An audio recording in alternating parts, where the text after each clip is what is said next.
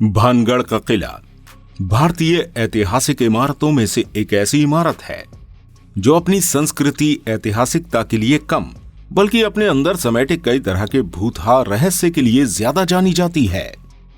भारत के राजस्थान प्रदेश में मौजूद भानगढ़ का यह किला भारत के मोस्ट हॉन्टेड प्लेसेस में गिना जाता है। यहां के बारे में लोगों के बीच में कई तरह की भूतिया कहानियां और घटनाएं प्रचलित हैं, जिसकी वजह से लोग यहां दिन में भी जाने से कतराते हैं। इसके बारे में कहा जाता है कि यदि कोई यहां रात के समय पहुंच जाए तो उसका इस किले से सुरक्षित बाहर वापस आना नामुमकिन है। वहां के आसपास के इलाके में रहने वाले लोगों की माने तो इस किले में से अक्सर ही कई लोगों के चीखने की खतरनाक आवाजें आती हैं। इस किले की भयानकता और जन साधारण में डर को देखते हुए सरकार द्वारा भी इस किले में रात के समय प्रवेश को निषेध करा दिया गया है। इसके लिए उन्होंने बाकायदा एक सूचना इसके मुख्य द्वार पर लगाई है, जिसके अनुसार रात के समय भानगढ़ के किले में प्रवेश करना वर्जित है। और तो और दोस्तों, हैरान करने वाली बात यह है कि पुरातत्व विभाग द्वारा संरक्षित इमारत प्रमाणित किए जाने के बाद भी भानगढ़ के किले में सरकार के द्वारा किसी भी प्रकार का पुरातत्व विभाग या उसका कोई ऑफिस मौजूद नहीं है। तो क्या है दोस्तों भानगढ़ के इस ऐतिहासिक किले का राज, जो आम जन के साथ साथ सरकारी विभाग के कर्मचारी भी इस किले से दूरी बनाए हुए हैं?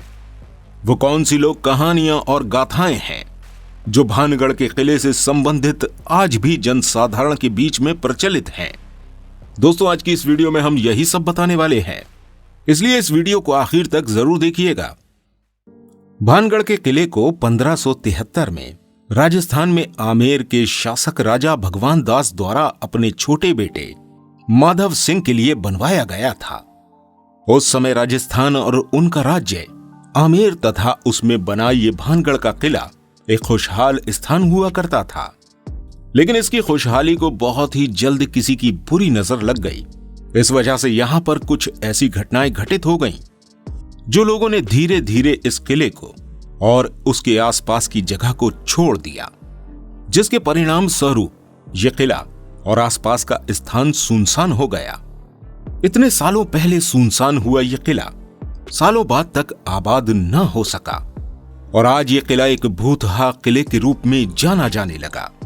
दोस्तों, वैसे तो इस किले के भूतहा होने के पीछे कई तरह की कहानियां सुनाई जाती हैं, लेकिन उन सब में सबसे ज्यादा प्रचलित और मान्य कहानी है राजकुमारी रत्नावली की कहानी। जो इस किले में रहती थीं, वो बेहद खूबसूरत और कम उम्र की राजकुमारी थीं, जिनके लिए आसपास के राज्यों से राजकुमारों के विवाह के प्रस्ताव आते रहते थे। इत्र की शौकीन राजकुमारी एक बार अपनी सहेलियों के साथ खरीदारी करने बाजार पहुंची। तब इत्र की खरीदारी करने के दौरान ही सिंधिया सेबड़ा नामक काला जादू करने वाले एक व्यक्ति की नजर राजकुमारी पर पड़ी और वो राजकुमारी की खूबसूरती पर मंत्र मुक्त हो गया, जिस वजह से वो किसी भी कीमत पर राजकुमारी को पाना चाहता था। यही सोचकर उसने इत्र की दुकान में मौजूद राजकुमारी द्वारा चयन की गई एक इत्र की बोतल को चुपचाप से उठा लिया और उस पर काला जादू करके पुनः उसी जगह पर रख दिया, जिसकी खबर राजकुमारी को बिल्कुल भी नहीं हो पाई।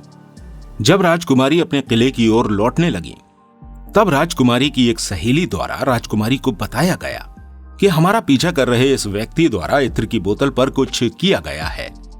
ये बात सुनकर राजकुमारी ने क्रोधित होकर इत्र की वो बोतल पास ही रास्ते में पड़े एक बड़े पत्थर पर फेंक दी, जिसकी वजह से बोतल टूट गई और सारा इत्र इस पत्थर पर गिर गया और इत्र पर किया गया वो काला जादू उस पत्थर पर हो गया, जिससे वो पत्थर लुढ़कता हुआ सिंधिया सेवड़ा की ओर जाने लगा, क्योंकि उस जादूगर ने उस इत्र पर ऐसा काला जादू किया था जिसकी वजह से जो व्यक्ति उस इत्र को लगाता उस तांत्रिक की ओर आकर्षित होकर खींचा चला आता और राजकुमारी की शीशी को फेंक देने की वजह से वो इत्र उस पत्थर पर गिर गया, जिस वजह से पत्थर सिंधिया सेवड़ा की ओर बढ़ने लगा और सिंधिया को बुरी तरह कुचल दिया।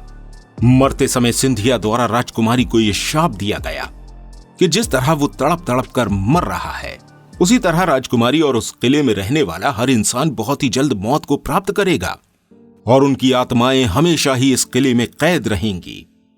इस हादसे के कुछ समय पश्चात ही भानगढ़ पर उसके पड़ोसी राज्य अजबगढ़ ने आक्रमण कर दिया और अजबगढ़ की शक्तिशाली सेना ने भानगढ़ पर अपना कब्जा करने के साथ ही किले में मौजूद सभी राजसी लोगों को मौत के घाट उतार दिया, जिसमें राजकुमारी रत्नावली भी शामिल थी। दोस्तों, कहा जाता है कि इस निर्मम नरसंहार के बाद से ही यह किला वीरान हो गया और तांत्रिक द्वारा दिए गए श्राप से श्रापित हो गया। उसके बाद से ही लोगों को उस किले में कुछ लोगों की चीखने, चिल्लाने और रोने की आवाजें सुनाई देने लगी थीं। साथ ही साथ किले के अंदर जाने वाला व्यक्ति लौटकर वापस नहीं आता था। इस तरह की घटनाओं के बाद आसपास रहने वाले लोगों ने बस्तियों को छोड़कर दूसरी जगह पर रहना शुरू कर दिया। दोस्तों, इस किले के वीरान होने के पीछे इस कहानी के साथ साथ और भी कई छोटी मोटी कहानियां जुड़ी हैं। इन्हीं में से एक कहानी है कि जब यह किला बनकर तैयार किया जा रहा था, उस समय इसी जगह पर बाबा बालक नाथ नाम के एक पहुंचे हुए साधु अपनी कुटिया में रहते थे। जब बाबा बालक नाथ जी को इस किले के बनने की सूचना मिली, तब उन्होंने राजा भगवान दास से मुलाकात करके कहा कि वो अपने इस किले की ऊंचाई इतनी अधिक न करें कि उसकी परछाई उनकी कुटिया तक पहुंचे। राजा भगवान दास द्वारा बालक नाथ जी की बात को महत्व न देते हुए अपने किले का विस्तार एवं प्रसार खूब ऊंचाई तक किया गया और जब यह किला बनकर तैयार हुआ तो उसकी परछाई बाबा की कुटिया पर पहुंच गई, जिससे क्रोधित होकर बाबा ने श्राप दे दिया कि भानगढ़ और भानगढ़ का यह किला वीरान और तबाह हो जाएगा। इसी वजह से कई लोगों का यह भी मानना है कि भानगढ़ के किले की यह हालत बाबा बालकनाथ द्वारा दिए गए श्राप का ही नतीजा है। भानगढ़ से जुड़ी एक कहानी यह भी है कि बहुत समय पहले भानगढ़ की सेना का किसी अन्य सेना के साथ बहुत ही भयंकर युद्ध हुआ था, जिससे भानगढ़ की सेना हार गई, जिसकी वजह से राजा और उसके परिवार को इस किले को छोड़कर कहीं दूसरे स्थान पर भागना पड़ा। कहा जाता है कि इस किले में मौजूद राजा का बेहद बड़ा खजाना दुश्मन के हाथ न लगे, इसी वजह से राजा और उसके परिवार द्वारा भानगढ़ के किले को श्रापित किला और भूतहा किला घोषित कर दिया गया, ताकि कोई भी इसके अंदर दाखिल न हो और उनके खजाने की हिफाजत होती रहे। इस तरह खजाने को सेव करने के लिए फैलाई गई उस समय की यह अफवाह लोगों में फैल गई और यह किला आज तक हॉन्टेड प्लेसेस में गिना जाने लगा।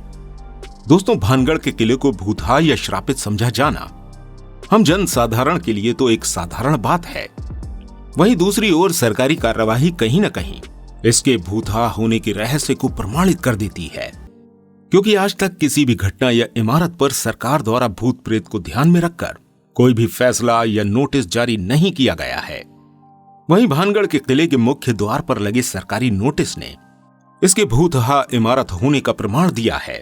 साथ ही साथ इस ऐतिहासिक इमारत में भारतीय पुरातत्व विभाग का दफ्तर न बनाया जाना और न ही किसी सरकारी कर्मचारी की भानगढ़ के किले में नियुक्ति होना इस बात को और ज्यादा पुख्ता करता है कि कहीं न कहीं यह किला पुराने समय के किसी श्राप से ग्रसित है, जो इसे आज तक इस दुनिया की और ऐतिहासिक इमारतों से अलग और सुनसान बनाए हुए है। तो दोस्तों, ये थी हमारी भानगढ़ के ऊपर बनी एक छोटी सी वीडियो। अगर आपको हमारा ये वीडियो पसंद आया हो तो प्लीज इस वीडियो को लाइक जरूर कीजिएगा और इस वीडियो को अपने दोस्तों के साथ शेयर करना बिल्कुल मत भूलिएगा। साथ ही इसी तरह की और वीडियोस को देखने के लिए हमारे इस चैनल को सब्सक्राइब अवश्य कीजिएगा। मिलते हैं आपसे अगली किसी वीडियो में। धन्यवाद।